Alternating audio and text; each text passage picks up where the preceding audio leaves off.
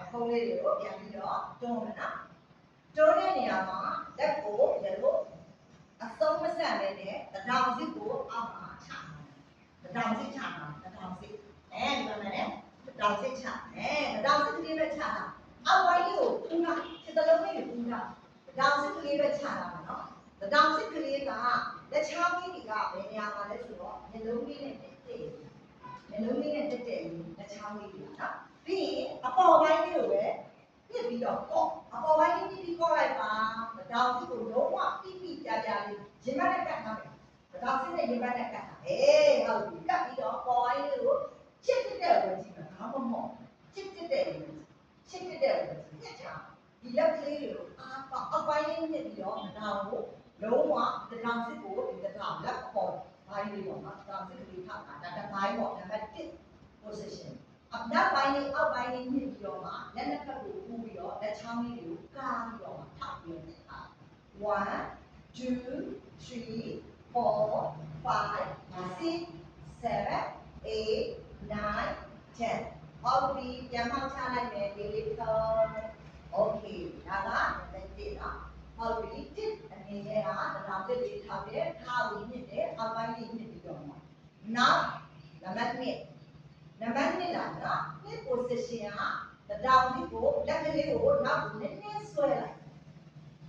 အခုံးလေးနဲ့လက်ချောင်းလေးတွေနဲ့အခုနောက်တော့လက်ချောင်းလေးတွေကမျက်လုံးနဲ့တန်းနေအခုလက်ချောင်းလေးတွေကမိမိရဲ့အခုံးလေးနဲ့တန်းနေကြည့်ရဟိုကိုချိန်နော်ပြီးရင်ရင်ဘတ်ကြီးကလို့အပေါ်ရောက်တာနဲ့လက်ကြီးမကားဝါနဲ့ရင်ဘတ်နားမှာပဲကတ်ထားပြီးတော့တတောင်တစ်ဝက်အပေါ်ကိုခတ်ပေါ်လာလို့ပေါ့တတောင်တစ်ဝက်တက်မယ်ပြီးတက်ရှုတောင်စစ်တဝက်ဟုတ်တယ်တောင်စစ်တဝက်ကိုကတ်ထားတယ်အောက်ပိုင်းကိုမြစ်ထားတယ်ခြေတော်လေးပူထားတယ်ခြေတော်လေးပူထားအောက်ပိုင်းကမွေးပုံစံမျိုးလေးအောက်ကအမီလေးအပေါ်ကကော့ပရာကော့ပရာမဒီကတ်ထားတော့မလို့ဓမ္မလို့ကတ်ထားဟုတ်တယ်တွန်းလာကော့ပုံပြီးတော့ပြင်းတယ်ခံစား1 2 3အောက်ပိုင်းကိုမြစ်တယ်ဒီရှင်ဘက်ကိုသွားလို့တော့ဝက်ပြီးတော့ဖွင့်ချတာ4 5 6 7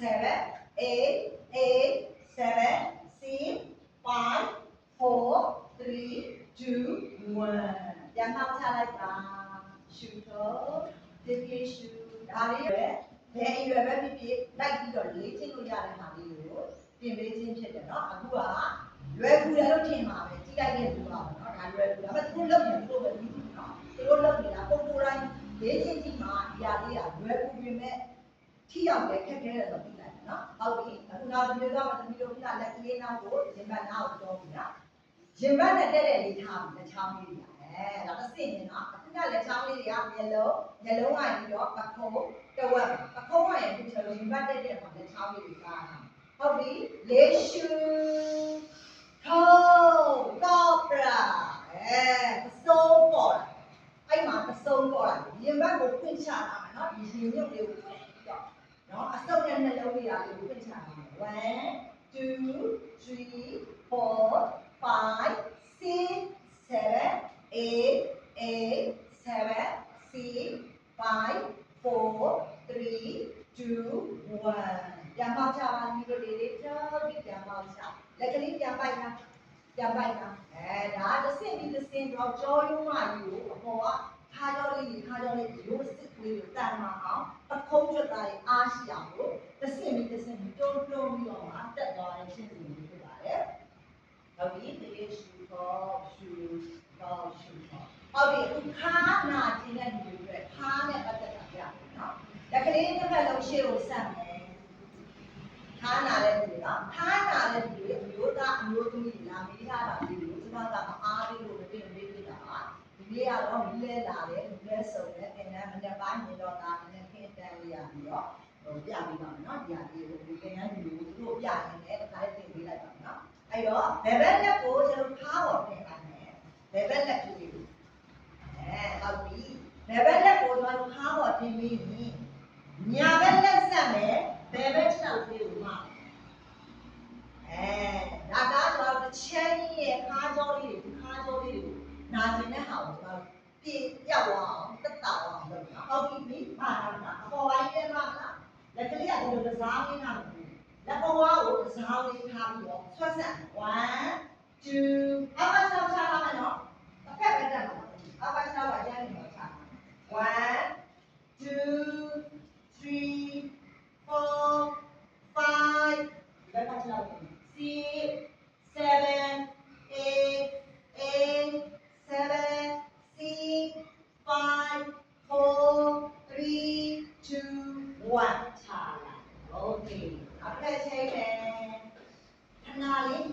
ည့်ရတာတော့ဒါတို့ညာဘက်လက်ကညာခါပေါ်ပြင်မယ်ဘယ်ဘက်လက်ဆက်ပြီးတော့ညာရှေ့ဆက်ဟုတ်ပြီမမယ်နော်ဒီ1 2 3 go ဒီလိုမျိုးပေါင်ချန်လေးကပါအောင်မနော်ဒီလိုပေါင်ချန်လေးကအဲ့ခါမှာဒီမှာခါကိုသွားကြည့်တယ်အပေါ်ပိုင်းလေးကိုမနာတော့မှာအဲဒီမှာခါကိုသွားကြည့်တယ်ချမ်းချင်းပေါ့နော်ဒါကျမတို့ကြောက်ကန်ရဲ့ပတ်သက်တာကိုလည်းသူကကျိုးပြီးဒီလေးမှတ်အောင်နော်1 2 3 4ဒါဆိုရင်တဲ့60ကျော်မှမှာပါဒီမှာပေါင်ချန်လေးကိုမှတ်လာတယ်အမှန်ဆုံးပဲ1 2 3 4 5 6 7 8 9 10ချโอเค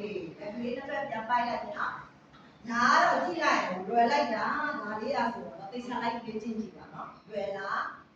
ခဲရင်လားထိရောက်လားဟောင်းပြပြီးပါအောင်မလဲဆိုတော့ပုံမှန်လိုက်လုံးမှာလည်းသိရမှာပါနော်ဟုတ်ပြီရှင်လေးပြေးရှူတော့ရှူတော့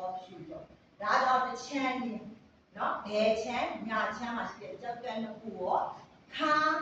နာကျင်တာတွေရောတော့တစ်ချမ်းကြီးရှော့အခုစုံရှော့နော်လက်နှစ်ဖက်ခြေနှစ်ဖက်နော်လက်နှစ်ဖက်ခြေနှစ်ဖက်ဒါတော့ one bite ကလေးကိုပဲအောက်မှာထားပြီးတော့အောက်ပိုင်းလေးကိုမြစ်တယ်ခြေထောက်ကိုဆန့်ထုတ်တယ်လက်ကိုအပေါ်ပိုင်းလေးဆန့်ထုတ်တယ်လေးကိုရှူထောက်မလိုက်ပါဘူးမကွေးပါဘူးပေါင်ချန်လေးတွေပါမှာဒီမှာကြည့်ပါနော်ပေါင်ချန်လေးတွေကြွတယ်ဒီမှာပေါင်ချန်လေးဒီလိုကြွနေမှာဒီက OBT ရောက်တယ်ခါကိုမြစ်ထားပါတယ်အပေါ်အောက်ပေါ်1 2 3 4 5ဒီမှာခါကိုထိထားပါတယ်5 6 7 8 7 6 5 4 3 2 1 shot လက်လေးပိုက်လိုက်မယ်ရှူတော့ဒါခါနာတဲ့လူတွေအတွက်နော်လိုက်ပြီးလေ့ကျင့်လို့ရတယ်ရိုးရှင်းတယ်လွယ်ကူတယ်ဒါပေမဲ့ခက်ခဲတယ်ပုံစံလိုက်ကြည့်ပါနော်တကယ်ကိုထိရောက်ပါမယ်နော်ဒါလူကြီးတွေရောအိပ်ရတဲ့မှာနေနေနဲ့လေ့ကျင့်လို့ရတယ်ကျင့်စဉ်လေးဖြစ်ပါတယ်နော်ဒါပေမဲ့ဘိုင်ထဲမှာအစာမရှိတဲ့အချိန်နော်ဟိုအဲ့လိုလုပ်တဲ့အချိန်တော့ပုံကောင်းပါတယ်နောက်ပြီးတော့ဒီလိုလဲပြီးတော့လုပ်မယ်ဆိုလို့ရှိရင်တော့မှုရဖို့နော်ဇိမ်ခံပစ္စည်းတွေပျော့ပြောင်းတွေပေါ်မှာမလုပ်ရပါဘူးခါနာတဲ့လေ့ကျင့်ခန်းလုပ်လို့ဆိုတော့ဘာကြောသောကျန်းတွေပေါ်မှာလုပ်မှာစောက်ကလေးခင်းမယ်နော်နည်းနည်းဖြာလေးခင်းပြီးလုပ်ပါဒီလိုမျိုးမာတဲ့ပုံမှာလုပ်မှာခါကိုသွားပြီးတက်ရမှုရှိပါတယ်ပျော့ရေးပုံမှာအိပ်ရပုံမှာဒီပုံမှာမှုရပုံမှာအဲ့လိုသွားလုပ်လို့ရှိရင်တော့မထရပါဘူးနော်ဟုတ်ကဲ့